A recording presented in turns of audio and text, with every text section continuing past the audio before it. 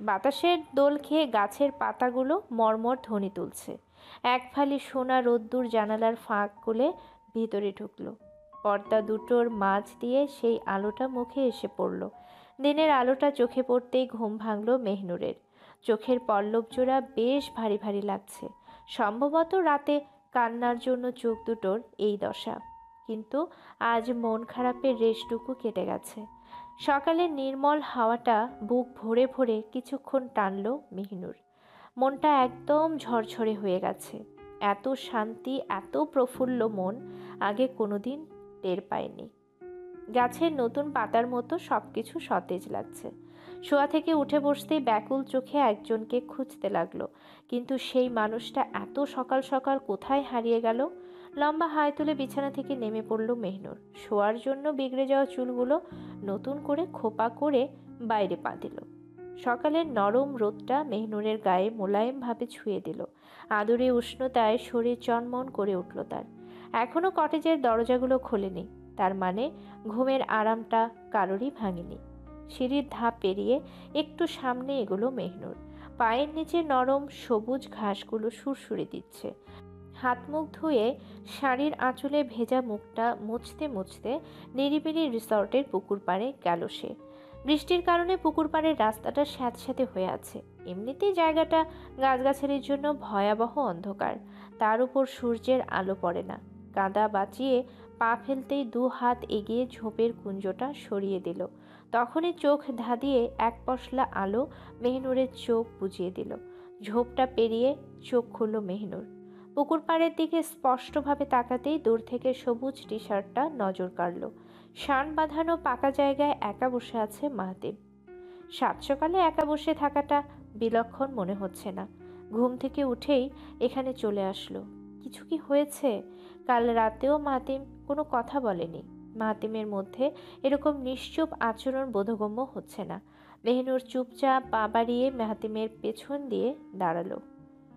পেছন থেকে মাহতিমের চোখ দুটো ধরার জন্য যেই হাত বাড়ালো, তখনই খপ করে হাত দুটো ধরল মাহতিম। একবারও পিছু না তাকিয়ে ওইভাবে মেহনুরের হাত ধরে বলল, এমন ছোটখাটো চালাকি আমার বেলায় খাটে না। হাত ছেড়ে দিল মাহতিম। আবারও নির্জনতায় ডুবে গেল চারপাশ। মাহতিমের দৃষ্টিজোড়া পুকুরের মৃদু দোলায়মান স্রোতের উপর অটল। বিশেষ ভাবনায় মত্ত মাহতিমকে বিরক্ত করল না মেহনুর। মাহতিমের বাঁ পাশটায় স্থান গেড়ে শান্তভাবে বসল। মাহতিমের চওড়া প্রশস্ত কাঁধটায় মাথা রেখে তার হাতটা পেঁচিয়ে ধরল। মেহনুরের কাণ্ড কারখানায় কোনো ভাবাবেগ দেখালো না মাহতিম। অনতিকাল পেরুতেই মেহনুর অধৈর্যের গলায় বলে ফেলল, স্বাভাবিক আচরণটা করছেন না কেন? আমি তো আপনাকে ভুল বুঝিনি। যেটা সত্য, যেটা ঘটতো সেটা নিয়ে আফসোস করার কোনো কারণ ছিল না। যা হওয়ার তা হয়ে গেছে। আপনি আমার উপর কেন রেগে আছেন? ঘাড়টা বামে ঘোরালো মাহতিম। বোধহয় মেহনুরের মুখটা দেখার একটুখানি প্রয়াস ছিল। আবার মুখ ঘুরিয়ে স্বাভাবিক কণ্ঠে শান্তভাবে বলল, আমি চুপ থাকলেই রেগে আছি ভাবো কেন? কাঁধ থেকে মাথা তুলল মেহনুর। মাহতিমের মুখের দিকে দৃষ্টি রেখে বলল, আপনি স্বাভাবিক আচরণ করছেন না।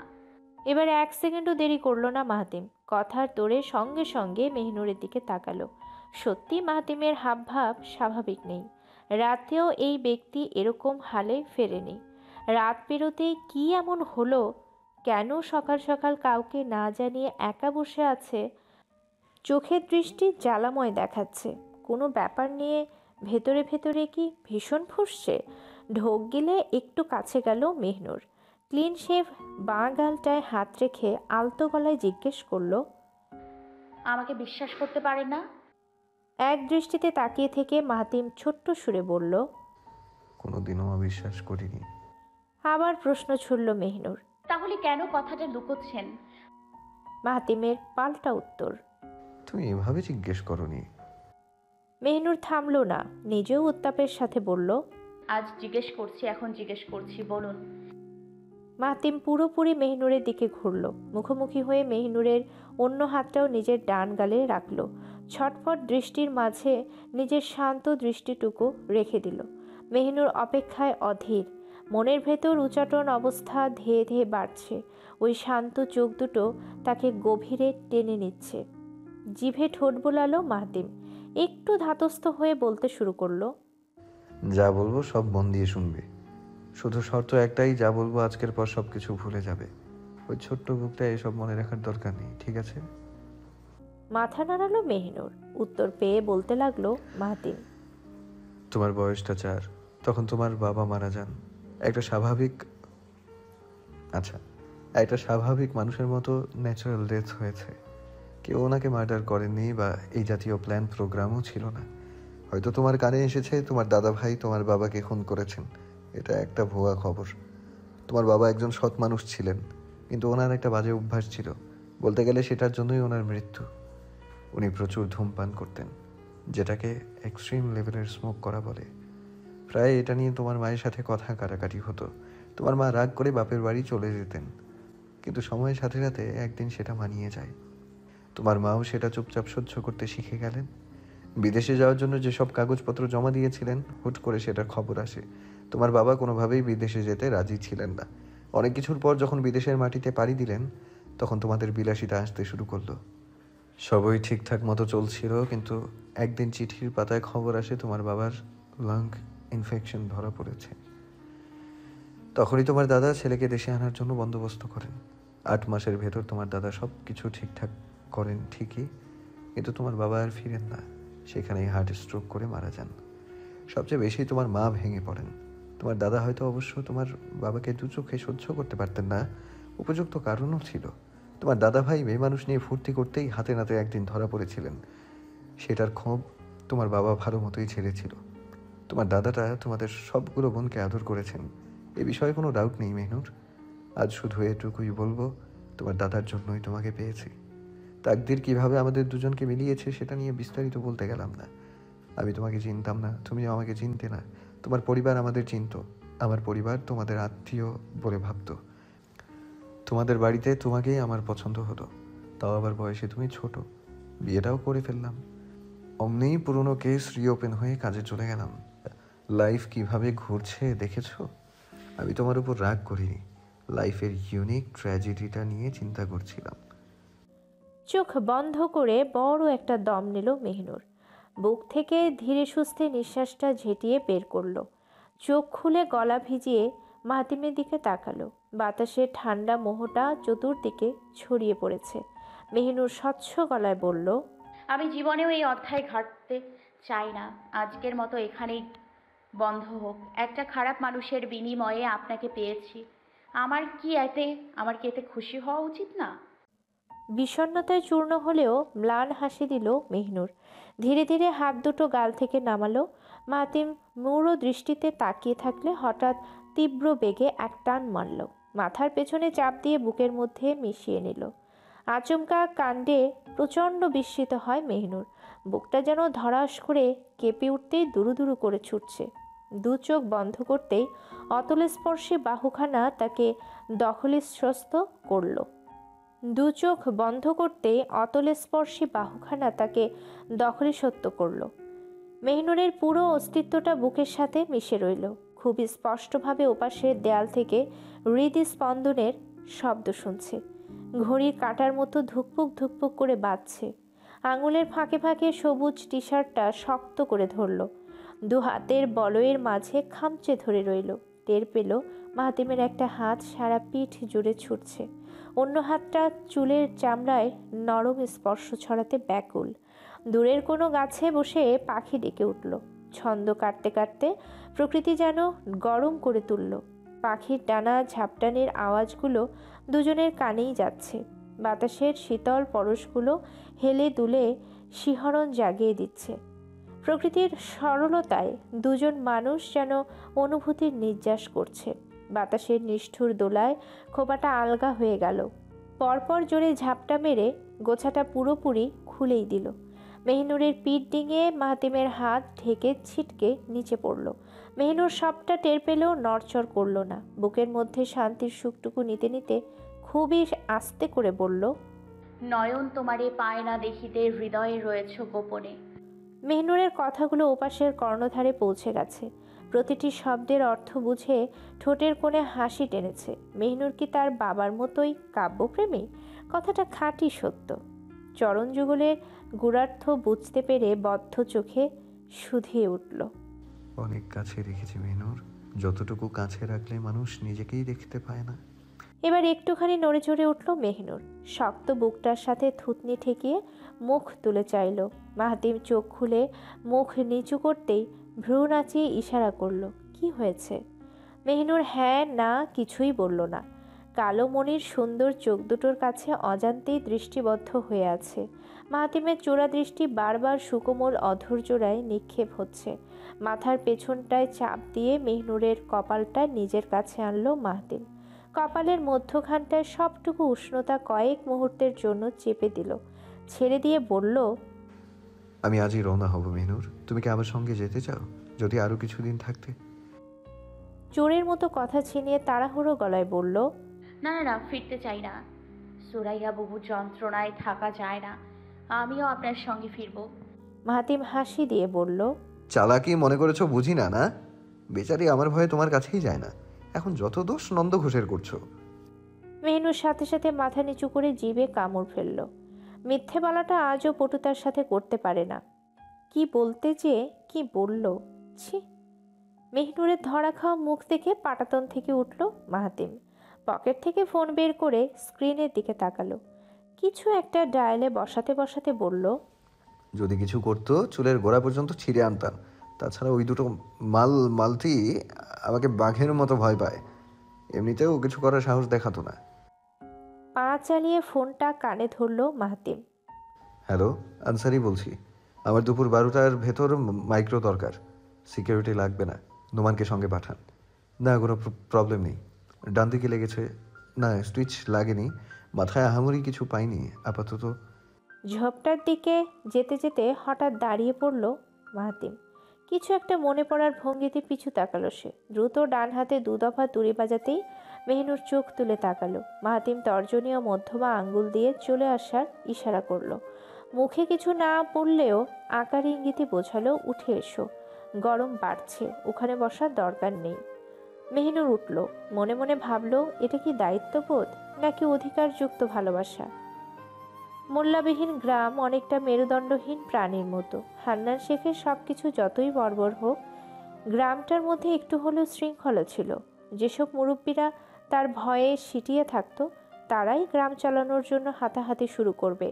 গ্রামের পুলিশরা ঘুষের জোরে, টাকার গন্ধে ন্যায়নিষ্ঠতা শুলে চড়াবে।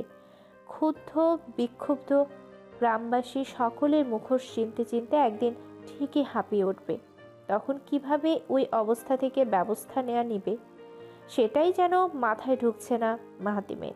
সকালে নাস্তাটা খেতে খেতে হতদরিদ্র মানুষের কথা মনে হয়। না জানি হান্নান শেখ কতগুলো মানুষের রুজি রুটি খেয়েছেন। সেই সব অগণিত মানুষ হায় অভিশাপ বড় নিষ্ঠুরভাবে আঘাত হানবে। এই অভিসম্পাতের মুখ থেকে বাঁচতে হলে যোগ্য ব্যক্তির বিচারের প্রয়োজন। এই অভিসম্পাতের মুখ থেকে বাঁচতে হলে যোগ্য বিচারের প্রয়োজন। কিন্তু সেটা এখন দেখবেই কে? নীতির নামে যারা আদর্শ বেঁচে চলে, সেই গ্রামের মুরব্বীদের ধরবে? মাথাটা ঠান্ডা করে আরও কিছু সময় ভাবল মাহাতিম। লেবুর ঠান্ডা শরবতটা গিলে সুজলার দিকে তাকালো। সুজলার সাথে তার সম্পর্কটা বেশ মজবুত হয়েছে। এখন আর আগের মতো রাগঢাক রেখে কথা বলার প্রয়োজন পড়ে না। মাহাতিম তাই শরবতটা খেয়ে খালি গ্লাসটা রেখে বলল, বড়মা, গ্রামের মানুষগুলোর কথা ভেবেছেন? যেই ছিদ্রগুলো আপনার শ্বশুর করে গেছেন, সেগুলোর সময় থাকতে ভরে ফেলুন। সুজলা উজবুক চাহনিতে মাহাতিমের দিকে তাকালো। শ্বশুরের দোষ কি আমরা সহ্য করব? মাহাতিম ভনিতা না করে বলল, অপশন তো রাখেনি। আপনার ছেলে যদি এদেশে থাকতো তাহলে মেবি সুবিধা করা যেত। সুজলা কাট কাট গলায় বলে দেয়, শাওন কোনোদিনও এই দেশে আসবে না, ও আমার কাছে ওয়াদা করে গেছে। মাহাতিম কথাটা শুধরে দিয়ে বলল, ভুল বললেন বড়মা। ও আপনার কাছে ওয়াদা করতে বাধ্য হয়েছে। আপনি ওকে বিদেশে যেতে বাধ্য করেছেন। সুজলা এবার না বলে পারল না।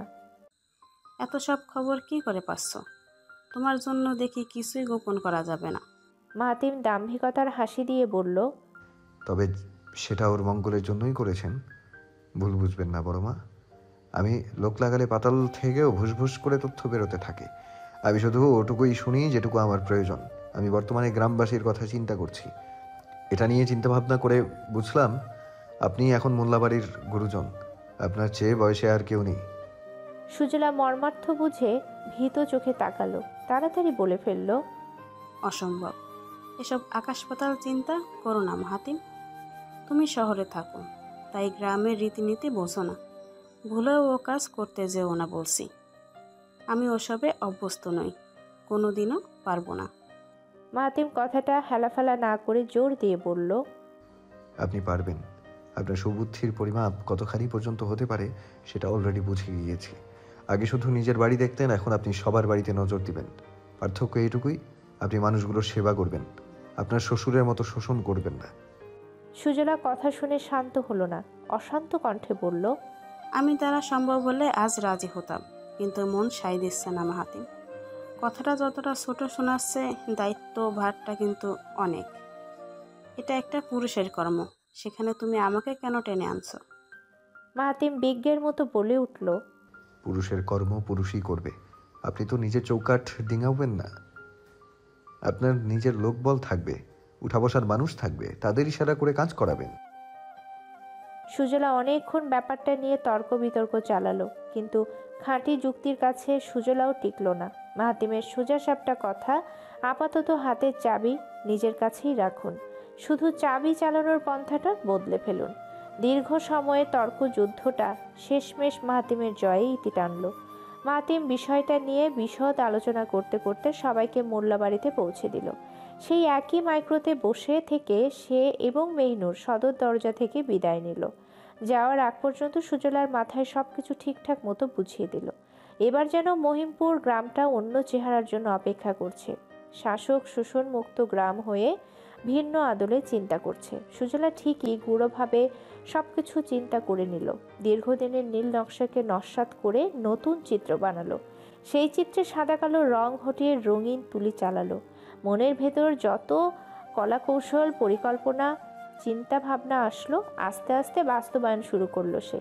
প্রথম দফায় বিরাট ধাক্কা খেল সুজলা, কিন্তু সময় বাড়তে বাড়তে সত্যিই সবকিছু পাল্টে যেতে থাকলো। যে অরাজকতা ছোট্ট একটা গ্রামের ভেতর চলছিল, সেখান থেকে সবকিছু ধূলিসাৎ হতে লাগলো। সময়ের গণ্ডি প্রায় মাসখানেক পেরোলো। আনসারি নিবাসে চিকিৎসা শেষে মার্জা ফিরে এলো। কয়েক মাসের ছুটি পেয়ে পারিবারিক মুহূর্তে যুক্ত হলো মাহাতিম। এই উছিলায় সৌভিকের ব্যাপারটা পাকাপাকি করতে সবকিছু বন্দোবস্ত করতে লাগলো। বাড়িতে একটা ধুম উঠল, শীঘ্রই সৌভিকের বিয়ে হচ্ছে। বিয়েটা বিরাট ধুমধামে মহাসমারোহে ঘটবে। নিজের বিয়ে নিয়ে যতটুকু ঘাটতি ছিল তার চেয়ে অনেকখানি সৌভিকের বিয়েতে করবে। বেচারা সৌভিক লজ্জায় এখন অফিসের কাজে ব্যস্ততা দেখায়। বিয়ের হাটপাট নিয়ে কথা তুললেই চাটুকারের মতো ছিটকে যায়। সব কিছু বিবেচনায় রেখে দুপক্ষের শর্ত সম্মতিতে কিছু সিদ্ধান্ত নেওয়া হয়। শাহনাজের বিয়েটা আনসারি নিবাস থেকে উঠবে, এ নিয়ে ব্যাপারটা ঠিকঠাক করা হয়। সেই অনুযায়ী বিয়ের 3 সপ্তাহ আগে গ্রাম থেকে সবাইকে আনায় মাহাতিম।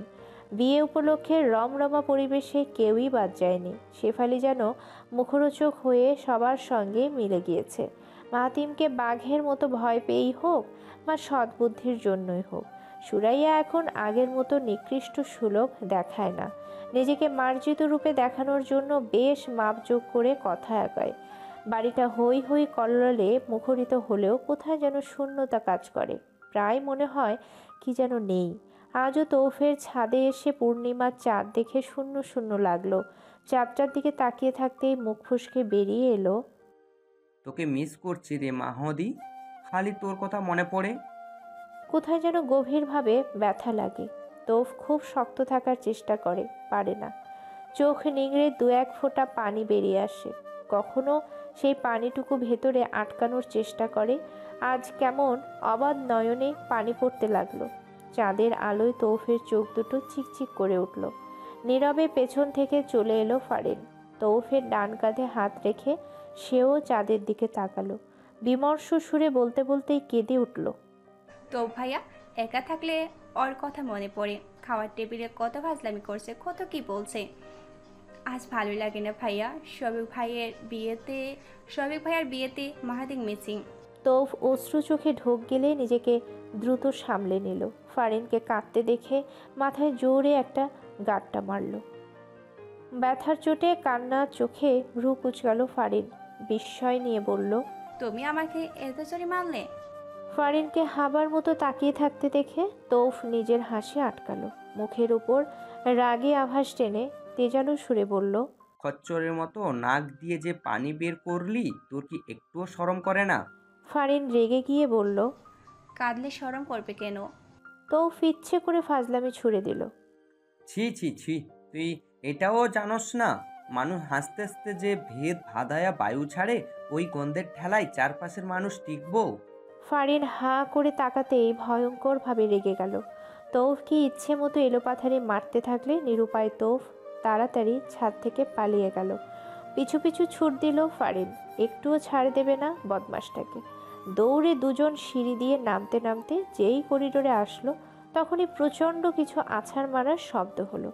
শব্দ শুনে তড়াক করে থেমে গেল দুজন। যেখান থেকে শব্দটা পেল, দুজনই চুপি চুপি সেদিক বরাবর এগিয়ে গেল। সরু ফাঁক থাকা দরজার দিকে তাকাতেই চমকে গেল দুজনই এবং নিজেদের দিকে তাকালো।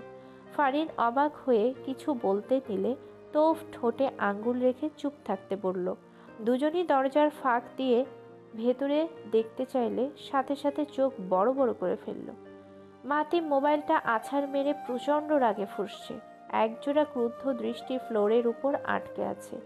মোবাইলটা 3 পার্টে হয়ে কোথায় ছিটকে পড়ল তার কোনো হদিস নেই। দুজন বুঝতেই পারছে না মাহাতিম এভাবে ফুঁসছে কেন। মোবাইলটা আছাড় দেওয়ার কারণ কি? ফ্লোরের উপর আছাড় দেয়া ফোনটা পড়ে আছে। প্রচণ্ড রাগে মুখের চামড়া লাল দেখাচ্ছে। কপালের ক্ষত জায়গার কাছে নীল রগগুলো ফুলে উঠেছে। রাগের এমন ভয়াবহ আক্রোশ কেউ আগে দেখেনি। শান্তভাবে বিছানায় বসে থাকলেও মুখটা কাট ভাবে গম্ভীর। দরজার সরু ফাঁক দিয়ে দৃশ্যটুকু দেখতেই অজান্তে ঢোক গেল ফারিন। অবাকে চোখ দুটো বড় বড় করে পাশে থাকা তৌফের দিকে তাকালো।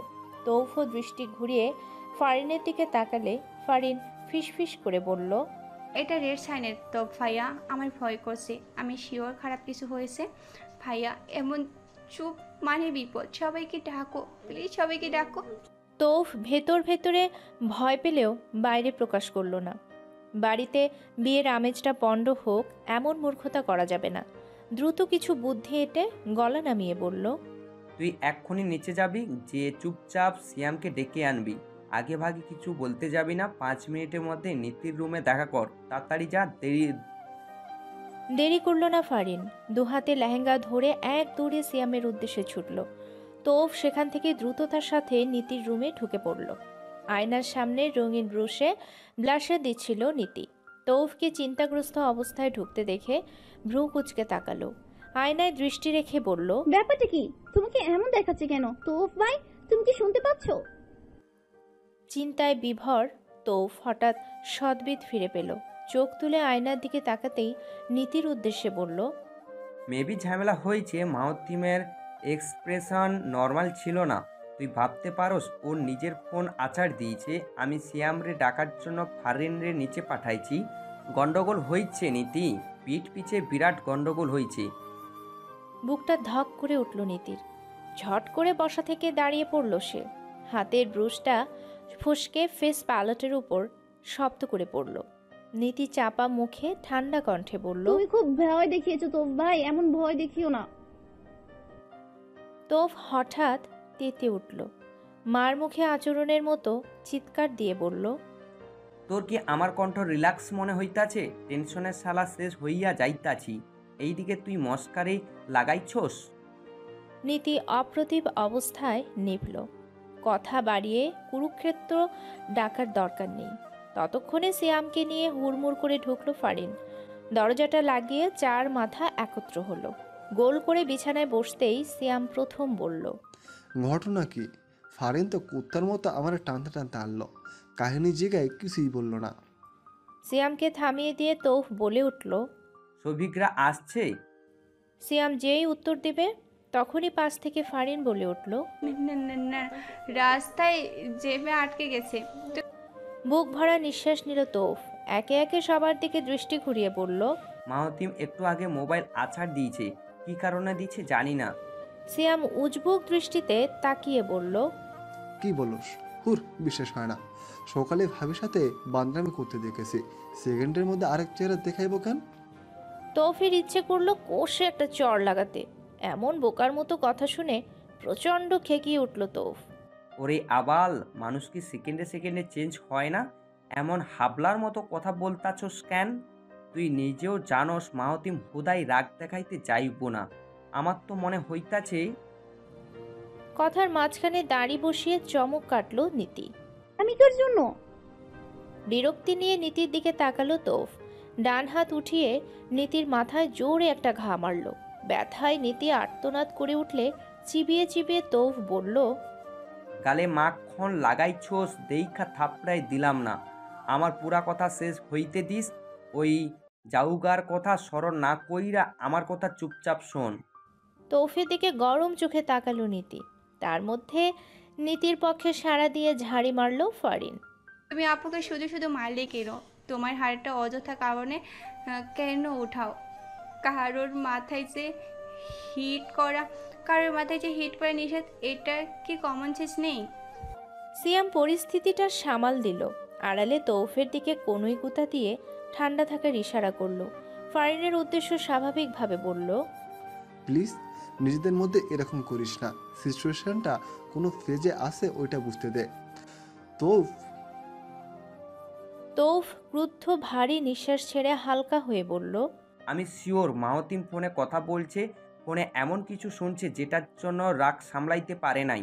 ভোরে ওর নামে কুরিয়ার আসছে, পাক্কা একটা ছোটোখাটো বক্সের মতো প্যাকেট। ওই প্যাকেটের কি আছে আমি জগিংয়ের সময় গিয়েছিলাম। মাহতিম এইদিকে লজিক্যালি টপিকটা স্কিপ করছে, বলছে ভাবির জন্য নাকি সারপ্রাইজ অর্ডার দিয়েছিল, ওটা কুরিয়ারে আসছে। অথচ তোরা বিশ্বাস করবি কি না জানি না, আমি কিচেনে যখন হুদাই ভাবিরে মস্করের জন্য জিগাইলাম, ভাবি বলল মাহতিম নাকি রুমে কোনো পার্সেলই আনে নাই। এমন প্রশ্ন হইল, মাহতিম আসলে কি লুকাতেছে? সবাই মন দিয়ে পুরো কথাটা শুনল। তৌফের কথায় গুরুত্বপূর্ণ তাৎপর্য আছে, কিন্তু সামান্য একটু খটকা লাগলে প্রশ্ন করল সিয়াম। কিন্তু দোষ, এদিকে আরেকটা ব্যাপার আছে। যদি ওই পার্সেলটা ভাবির জন্যই হয় তাহলে তো চিন্তার কিছু নাই। হয়তো ভাবি অন্যভাবে সারপ্রাইজ দেওয়ার জন্য মাতিম ওইটা রুমে আনানি। সিয়ামের কথা যুক্তি পেয়ে সম্মতি দিল কথাটা ভুল নীতি। বলনি সিয়াম ভাই। ভাবিকে ইউনিক স্টাইলে সারপ্রাইজ দেওয়ার জন্য অন্য কিছু প্ল্যান করতে থাক।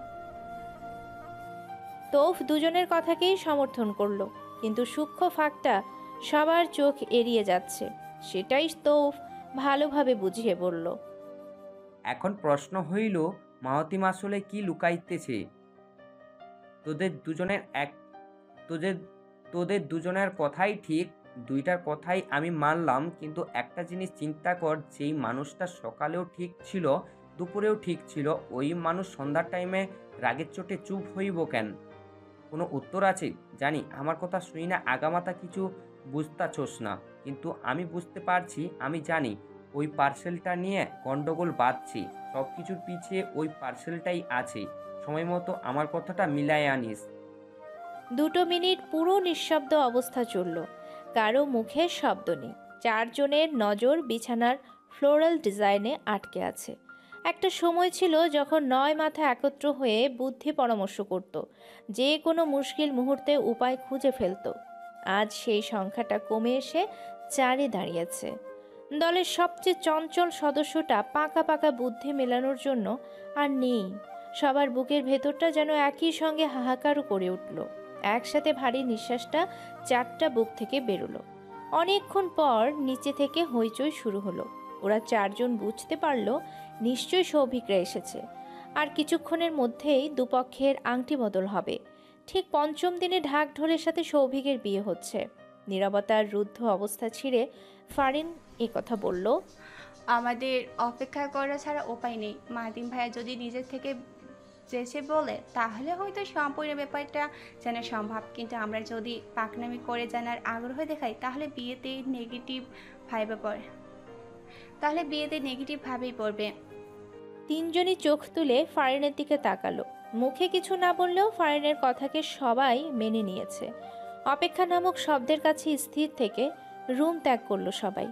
কেউ যেন সন্দেহ না করুক, তাই নিচে নামার আগে দল ভঙ্গ করে আলাদা হলো। প্রথমে নীতি ও ফারিন একসাথে নামলে শেষে বাকি দুজন নামলো।